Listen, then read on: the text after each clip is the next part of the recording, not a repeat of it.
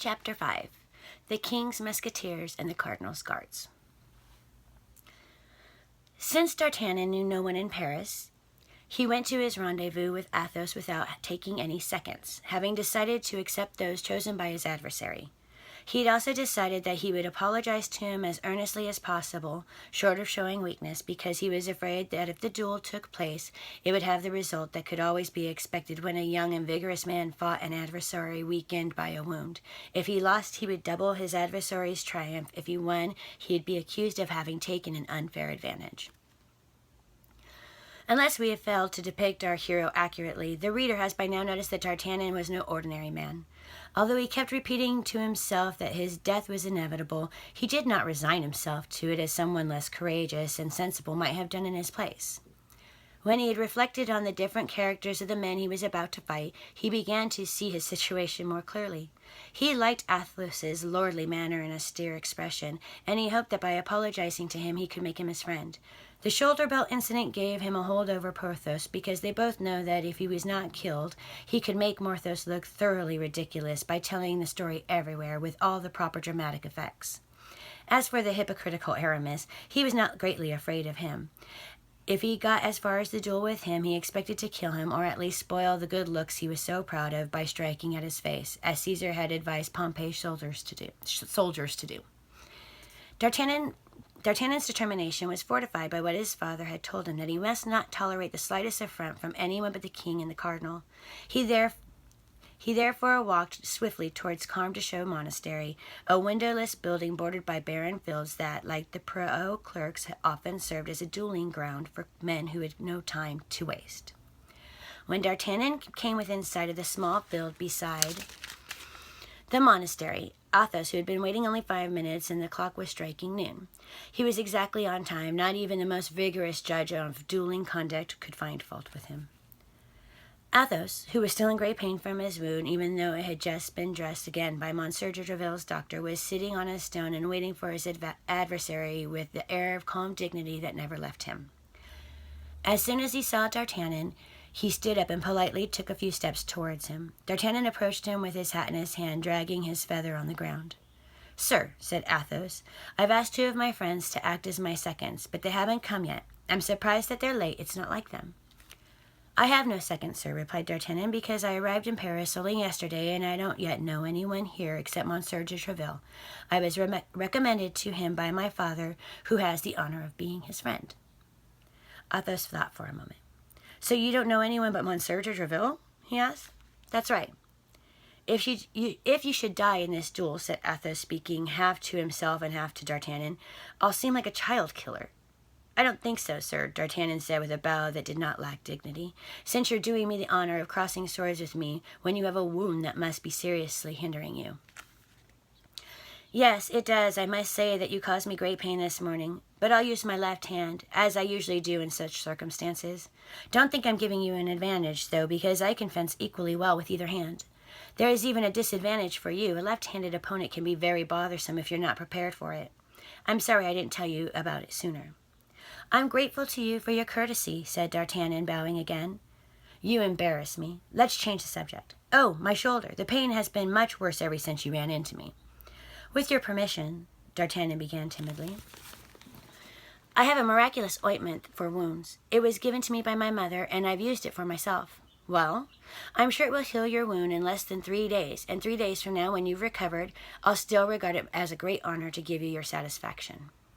D'Artagnan said this with a straightforward way that made clear that he was motivated by consideration and not lack of courage.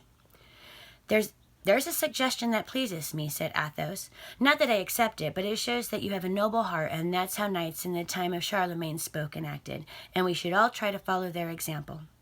Unfortunately, however, we're not living in the time of Charlemagne. We're living in the time of the Cardinal. Within 3 days, our secret would become known, no matter how well we tried to keep it, and our duel would be stopped. I wonder what can be keeping those seconds of mine." "If you're in a hurry," D'Artagnan said with the same directness as he had shown a few moments earlier in offering to postpone the duel for 3 days, "and would like to dispose of me immediately, please feel free to do so." "There's another suggestion that pleases me," said Athos, nodding graciously to D'Artagnan. "It shows that you have a sensible head as well as a noble heart. I like men of your kind, and I can tell that if one of us doesn't kill the other, I'll take real pleasure in your company after this matter is settled. We'll wait for my seconds, if you don't mind. I'm not in a hurry, and it will be more correct that way. Ah, here's one of them now." The gigantic Porthos had just appeared in the end of the Rue de Beauregard. "What?" exclaimed D'Artagnan. "Monsieur Porthos is one of your seconds?" "Yes, do you object?" "No, not at all. Oh, and here comes the other one." D'Artagnan turned and recognized Aramis. "What?" he exclaimed again, even with more surprise. "Monsieur Aramis is your other second." "You obviously don't know that Aramis, Porthos, and I are always seen together, and that we're known to everyone in the Musketeers and the Guards, and at court and in the city as the three inseparables. But after all, since you just came from Dax or Paul, whatever, Tarbes, you can be excused for not knowing that," Athos concluded. "If my adventure becomes known," remarked D'Artagnan, "people will see that you three gentlemen are even more inseparable than they thought." Meanwhile, Porthos had arrived. He greeted Athos with a gesture that then looked at D'Artagnan in astonishment. It is worth noting that he had put on a different shoulder belt and was no longer wearing his cloak. Why, he stammered. "This is the gentleman I have a duel with," said Athos, returning his greeting and pointing to D'Artagnan with the same motion of his hand. "I have a duel with him, too, but not till 1 o'clock, said D'Artagnan. "And I have a duel with him," cried Aramis, who had just arrived. "But not until 2 o'clock, D'Artagnan said with the same calm. "Why are you fighting him, Athos?" asked Aramis. "I'm not too sure. He hurt my shoulder. And you, Porthos?" "I'm fighting him because I'm fighting him," Porthos answered, his face turning red. Athos, who missed nothing, saw a faint smile appear on D'Artagnan's lips. "We had an argument over clothes," said D'Artagnan. "And you, Aramis?" asked Porthos. "I'm fighting him because of a theological matter," replied Aramis, giving his adversary a look that asked him not to reveal the cause of their duel. Athos saw D'Artagnan smile again. "Is that true?" he asked. "Yes," D'Artagnan answered him. "We disagree on a passage in St. Augustine." Athos nodded and thought, he's an intelligent man. "And now that you're all together, gentlemen," said D'Artagnan, "allow me to apologize to you." At the word apologize, a cloud passed over Athos's face. Porthos smiled haughtily, and Aramis made a scornful gesture. "You misunderstood me, gentlemen," D'Artagnan went on, raising his head. The sunlight shone on his bold, finely chiseled features. "I'm apologizing in case I'm not able to pay my debt to all three of you. Monsieur Athos has the right to kill me first. That makes your claim worth much less, Monsieur Porthos. And yours, Monsieur Aramis, is worth almost nothing at all. I repeat, gentlemen, that I apologize, but only for that. And now, on guard." He confidently drew his sword, but was now in such a state of fiery excitement that he would have fought against every musketeer in the kingdom, and he was about to do it against Athos, Porthos, and Aramis. It was noon. The sun was at its zenith, and the place chosen for the duel was exposed to its full heat. "It's very hot," said Athos, drawing his sword, "but I can't take off my doublet because my wound has begun bleeding again, and I'm afraid I might put you at a disadvantage by showing you blood that you haven't drawn yourself." "That's true, sir," replied D'Artagnan, "and whether it's been drawn by me or by someone else, I assure you that I'll always regret seeing blood of such a gallant gentleman. I'll also fight in my doublet." "You've exchanged enough courtesies," said Porthos. "Don't forget that we're waiting our turn to—" "Speak for yourself when you have such coarse things to say, Porthos," Aramis interrupted him. "For my part, I think that what these gentlemen have said is thoroughly worthy of two noblemen." "Whenever you like, sir," said Athos, taking his guard. "I was waiting your orders," replied D'Artagnan, crossing swords with him. But scarcely had the two rapiers touched when a group of the cardinal's guards, led by Monsieur de Jussac, appeared at a corner of the monastery. "The cardinal's guards!" cried Porthos. "Sheathe your swords, gentlemen." But it was too late. The two adversaries had been seen in a pose that left no doubt to their intentions. "Stop, you musketeers!" shouted Jussac, walking toward and motioning his men to follow him. "You're fighting a duel, are you? You're fighting a duel, are you? Haven't you heard the edicts against it?" "You're very generous," Athos said with rancor for Jussac, who was one of the men who had attacked him 2 days earlier. "If we saw you fighting, I promise you we'd be doing nothing to stop you. Let us finish our fight. It's a sight you'll enjoy." "Gentlemen," said Jussac, "I regret to tell you that it's impossible. Our duty comes first. Please, sheathe your swords and follow us." "Sir," said Aramis parroting Huzac. "We'll be delighted to accept your gracious invitation if we could, but unfortunately it's impossible. Monsieur de Treville has forbidden it. Continue on your way. That's the wisest thing you can do." This banter exasperated Huzac. "We'll attack you if you don't obey." "There are 5 of them," Athos said in an undertone, "and only 3 of us. We'll be beaten again, and we'll have to die here because I swear I'll never again face the captain after a defeat." Athos, Porthos, and Aramis stood shoulder to shoulder while Jussac drew up his shoulders in a line. D'Artagnan made up his mind in an instant. This would be one of those situations that decide the course of a man's life. He had to choose between the king and the cardinal, and once the choice had been made, there could be no turning back. To fight would mean breaking the law, risking his life, and making an enemy of the minister more powerful than the king himself. D'Artagnan saw this clearly, but he did not hesitate. He turned to Athos and his friends. "I think you're mistaken. You said there were only 3 of us, but it seems to me there were 4 of us." "But you're not one of us," said Porthos. "It's true that I don't wear your uniform, but I feel that I have a heart of a musketeer, and I want to prove it." "Stand aside, young man," ordered Jussac, who had evidently guessed D'Artagnan's intention from his gestures and expression. "We'll allow you to leave. You can save your life if you hurry." D'Artagnan stayed where he was. "You're a fine boy," Athos told him, shaking his head. "Well, what's your decision?" asked Jussac. "We must do something," said Aramis. "Our young friend is full of generosity," said Athos. But the 3 Musketeers thought uneasily of D'Artagnan's youth and lack of experience. "We're only 3 men, one of whom is wounded," Athos went on, "plus a child, yet everyone will still say that we were 4 men. "But we can't back down," Porthos protested. "It's a hard choice," said Aramis. D'Artagnan understood their hesitation. "Put me to the test, gentlemen," he said. "I swear I won't leave here alive if we're beaten." "What's your name?" asked Athos. "D'Artagnan, sir." "Then Athos, Porthos, Aramis, and D'Artagnan will fight together."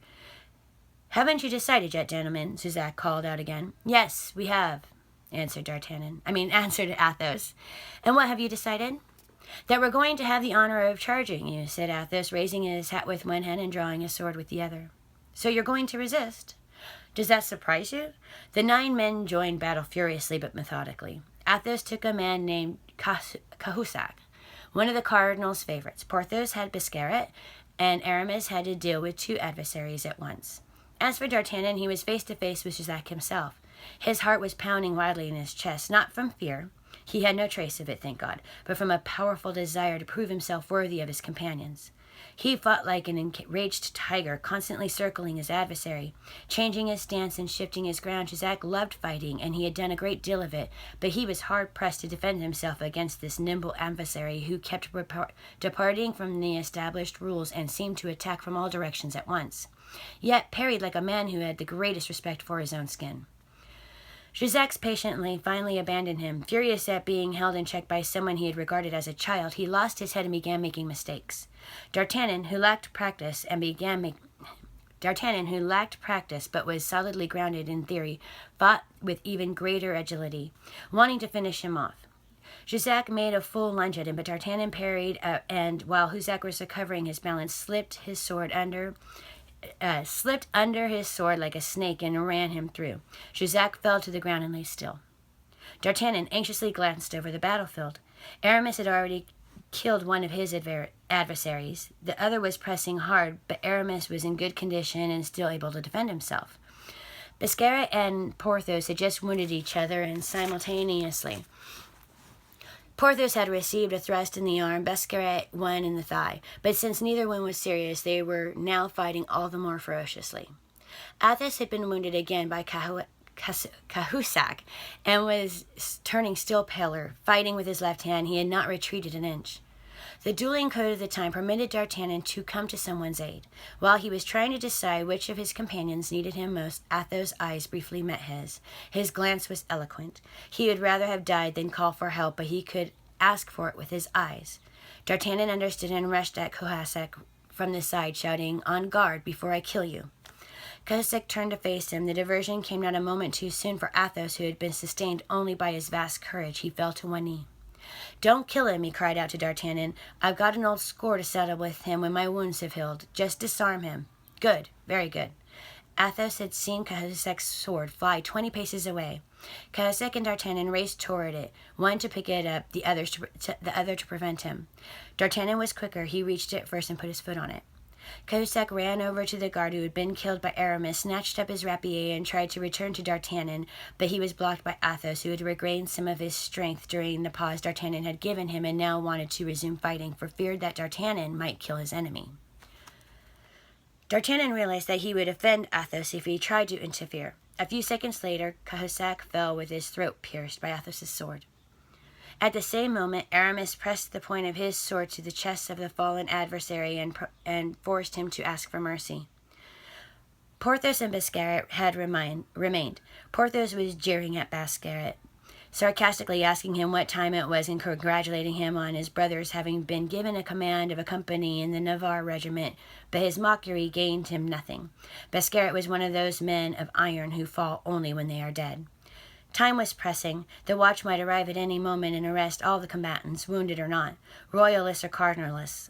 Athos, Aramis, and D'Artagnan surrounded Biscarat and urged him to surrender, although he was alone against all of them and wounded in the thigh. He refused. Jussac, who raised himself on one elbow, was also told him to surrender. Biscarat was a Gascon. Like D'Artagnan, he pretended not to have heard, laughed, and between two parries found time to point to the ground with his sword and say, parodying a verse of the Bible, "Here will die Biscarat, alone of all of those who are with him." "But there are 4 of them against you," said Jussac. "I order you to surrender." "Ah, if you order me to, that's different," said Biscarat. "You're my commander, and I must obey you." He leapt back, broke his sword over his knee to avoid having to surrender it, threw the pieces over the monastery wall, and crossed his arms, whistling a cardinalist song. Bravery is always respected, even in an enemy. The musketeers saluted Biscarat with their swords and sheathed them. D'Artagnan followed suit. Biscarat was the only one of the guards who was still on his feet. He helped D'Artagnan and the musketeers carry Jussac, Cahusac, and Aramis's wounded adversary to the porch of the monastery, leaving Aramis's dead adversary behind. D'Artagnan and the musketeers then rang the bell, and taking 4 of their opponent's 5 swords with them, they joyfully walked towards Monsieur de Treville's house. They walked arm in arm, taking up the whole width of the street and calling out to every musketeer they met until finally they had formed a triumphal march. D'Artagnan was between Athos and Porthos. He felt drunk with happiness. "I'm not a musketeer yet," he said to his new friends as they crossed the threshold of Monsieur de Treville's house, "but at least I've been accepted as an apprentice, haven't I?" Up next, Chapter 6.